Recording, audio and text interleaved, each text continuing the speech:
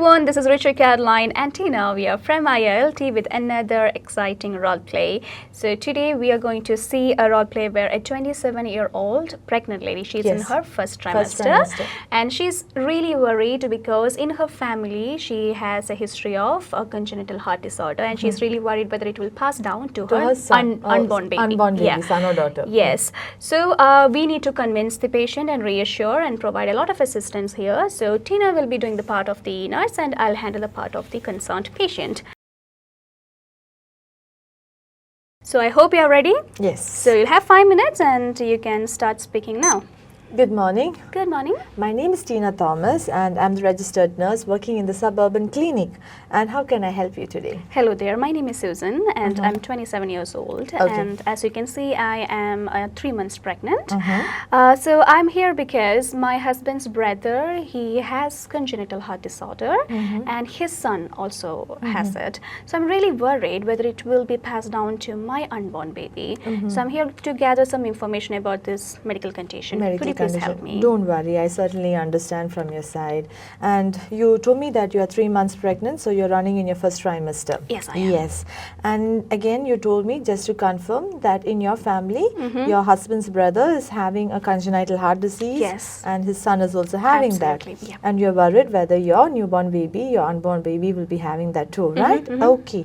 So don't worry. So I'll tell you what a congenital heart disease is and how it is caused. May I? Yes, please. Okay. Actually, congenital heart disease is something called as a genetic disease. It passes on, okay?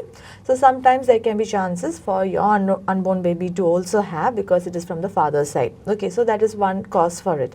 And sometimes smoking, alcoholism, that if you have a strong diabetic family history of diabetes, or even if you are a diabetes or like that, you know, your child can even have a congenital heart disease. And there is a virus called as rubella. So now we take vaccines for those, but in earlier days, those who have this rubella or parents who have rubella, their children who are born from them also have this congenital heart disease. This is what the research says. So this is something, the causes for having a congenital heart disease, yes? All right, okay. Nothing to worry. There are some signs and symptoms what a person who is having congenital heart disease have. So as you told me that your, your co-brother and your co-brother's son is also having this. So you might be seeing some signs and symptoms in them, right? Have you noticed anything? Well, I have never noticed anything serious there, but they kind of like have rapid breathing. That's something that I have noticed because they always, both of them, they both have the same symptom about rapid breathing. Other than that, I have never noticed anything severe. As you came here to know more about it, that's the reason why I am explaining to you what caused this and the signs and symptoms. I'm not going to worry you much, but I'll just tell you in a brief what are the signs and symptoms, okay? So actually the child who is born, or maybe those who are having congenital heart disease, in a severe form they can have bluish discoloration, okay? They will have rapid breathing. Their nails will be a spoon nails. So these are some of the problems they will have, okay? And then they will have, swelling around their eyes, abdominal area will be swollen. So yeah, like that. But nothing to worry. There are a lot of ways where we can detect an unborn baby to have whether they have a congenital heart disease or not. So with the help of a doctor's examination, we can get through that. Yeah? All right, okay. But you told me about the major causes, right? So besides all the other information you told me, what I can say is that only a hereditary chance is there because I don't have any other medical issues you mentioned, and I have taken the vaccination for rubella as well as I don't smoke and I don't drink.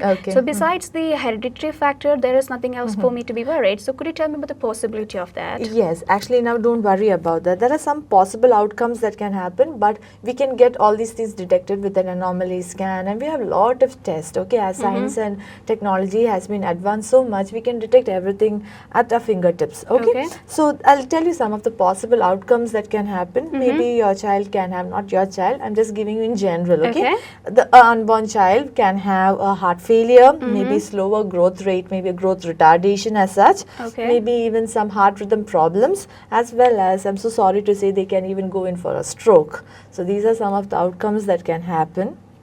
if a child or a person is having congenital heart disease. This comes as a shock to me because this is my first child, and I hope you understand that. I certainly understand. See, I'm also a mom and I know this phase, how it is, and as you came to know about it, there are a lot of prevention methods what we can do about it.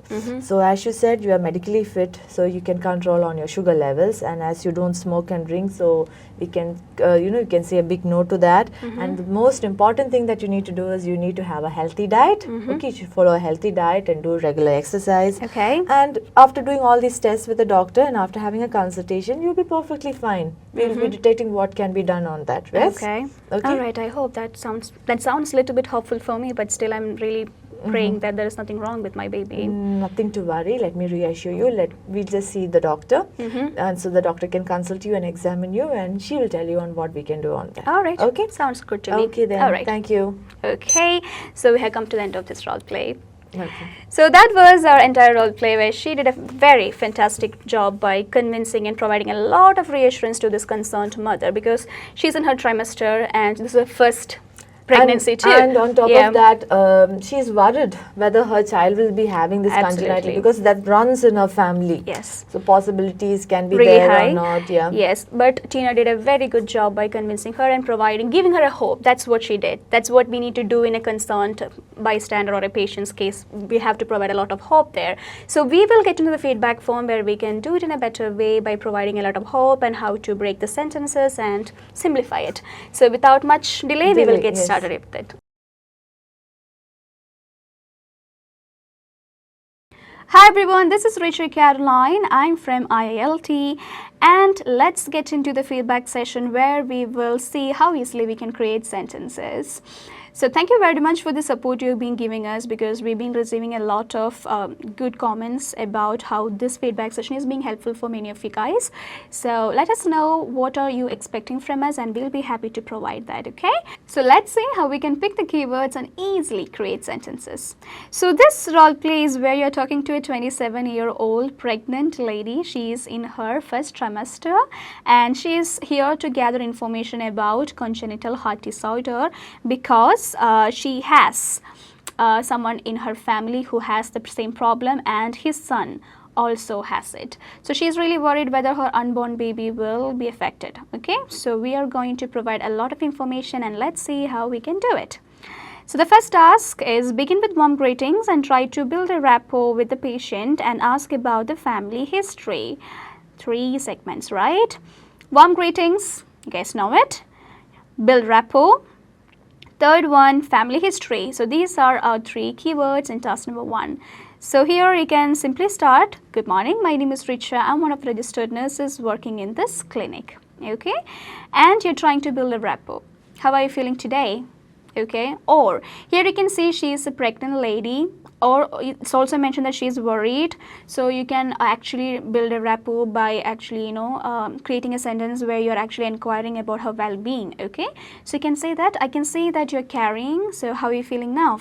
Or everything all right? You seem to be upset. Is everything fine? Okay. And then the third part, when she actually asks or explains about her concern, you can actually assure her there, and then you have to ask about the family history by asking a question about, you can reconfirm it there too. Okay, so let's see how we can do this particular task. So I'm just going to start from the beginning, where I'm going to say good morning. My name is 𝗤𝗏. I'm one of the registered nurses working in this clinic.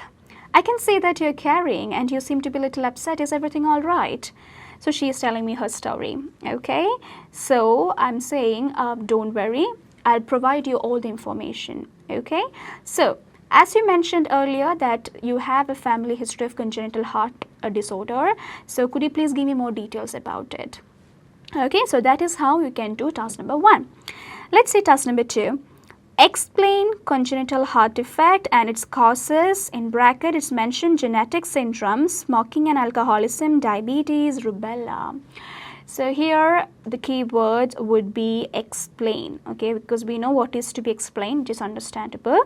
And then in the bracket we have the causes, so you have to explain those as well. So let's see how we can do this particular task. So here we're going to start task number 2 by saying, I understand you're really worried whether it might be passed down to your unborn baby as well. So let me just clarify everything for you, okay? So congenital heart disorder, as you mentioned, is a genetic syndrome, and there are other reasons why people suffer from this as well. It might be because of, excessive smoking, alcoholism, or if you have diabetes, or in case you are not vaccinated against rubella, or if you're infected because of rubella. So you can explain that, okay? So that is how we can do task number 2. Now if you look into task number 3, explain the possible symptoms: pale gray, blue skin, rapid breathing, swelling in legs, abdomen and area around eyes. So here the keyword would be symptoms, okay, where we are going to explain about what are the symptoms the patient who has this particular condition will be showcasing or will be experiencing, okay? So as a continuation of task number 2, you can start this particular task by saying, right, Miss Susan, I understand you're really concerned, but let me explain everything for you. I will explain about the symptoms, okay? So normally people who has congenital heart defect will have a pale gray or blue skin, and they might also suffer from or experience rapid breathing, and they will also have swelling in the legs, abdomen and area around the eyes, okay? So if you want to relate some more information which was already informed to you by this particular lady, you can actually say, after explaining the symptoms, you can ask a question so you mentioned that in your family you have your father's brother and his son suffering from this condition. So have you noticed any symptoms in them? Okay, so that is an additional thing you can do, all right? So that is how you can do task number 3. Let's look into task number 4. When she is worried about the possibility, try to console her and advise to see the doctor for an examination. So what are the keywords here? Possibility, console, advise to see a doctor. So let's see how we can create a simple sentence using these keywords. She can say, I understand that you are really worried about the possibility whether your unborn baby might suffer from the condition. So for that, I would suggest or recommend. You can say either suggest or recommend there, okay? I would recommend you to meet a doctor and have a consultation with him. So this is how you can do this particular task. Okay, so as a whole, the entire explanation will be like, I understand that as a mother-to-be, you're really concerned about the possibility of your unborn baby suffering from this condition. So for that, I would suggest you to meet a doctor and have a consultation with him. How does that sound to you? This is this explanation. So now, task number 5. When she inquires, explain the possible outcomes: heart failure, slower growth in development, heart rhythm problems, stroke. This is very difficult, right? Because she is a mother-to-be and she is in her first trimester and she is asking you all these questions, and you were supposed to tell her that there is a possibility her child might have these. So how can you tactfully do this? So before we get into the task explanation, let's see what are the information we need to include in this particular task. So here, possible outcomes and everything in the bracket, okay? So let's create a sentence there. Okay, so you can start by saying, well, Miss Susan, to explain about the possible outcomes, regrettably, people who suffer from congenital heart defect might have heart failure, and their growth and development will be slower compared to others, and they will also suffer from heart rhythm problems, and some severe cases they might also have a stroke. But don't worry, as I mentioned earlier, you can have a consultation with the doctor, and based on his advice, we can act. Okay, so you're actually saying something negative here by informing the symptoms, the possible outcomes here. But after you finished giving a shock to her, you're also saying that you can see the doctor, so that you're actually providing a hope. So the doctor is there. So in case if she, if there is a possibility of this particular defect, then the doctor is there to help us. Okay, so whenever you see or whenever you have to say some symptoms or some diagnosis which is not very happy news, always make sure that you provide assurance. Okay, so that is task number 5. Now let's look into task number 6. When asked, explain some prevention methods: control sugar level, avoid smoking and drinking, healthy diet and exercise. It's a very simple task, okay? So here our keywords would be prevention methods and all the information which is mentioned in the brackets. So let's see how we can create a sentence using this. So you can say, Miss Susan, I will explain the prevention methods through which we can prevent the possibility of this particular condition. Please make sure that you control your sugar level, as well as please try to avoid smoking and drinking in case if you have this. And also it is very important to have a well-balanced diet, and make sure that you engage yourself in physical activities for about 20 to 30 minutes. You can do brisk walking, or you can even do yoga or meditation. Will you be able to do that? It is as simple as that, because this is a very common way of explaining to the common way of explanation which we give to the patient, okay? Because we have seen this particular task in most of the role plays, so it will be easier for you guys. The last one. Reassure that she and her baby will be fine and book an appointment with the doctor. Another easy task, right? So here the keyword will be reassure, baby and her will be fine, appointment, doctor. Okay, so let's see how we can create a sentence using this information. So, Miss Susan, I reassure you that you and your baby will be fine. Okay, and for further information, as I mentioned, please wait to see a doctor. I can book an appointment for you. So is that okay for you to wait? That's how you can finish it. Okay, so by that we have seen how to do this particular role play and provide a lot of emotional support here. So make sure that your reassurance level and your emotional support level is really high in these cases, because you need to provide a hope for such patients. Okay, so I hope this was helpful for you guys. If yes, please let us know and also share with your friends. So take care. I'll see you guys next time. Bye bye. IILT, it's my cup of tea.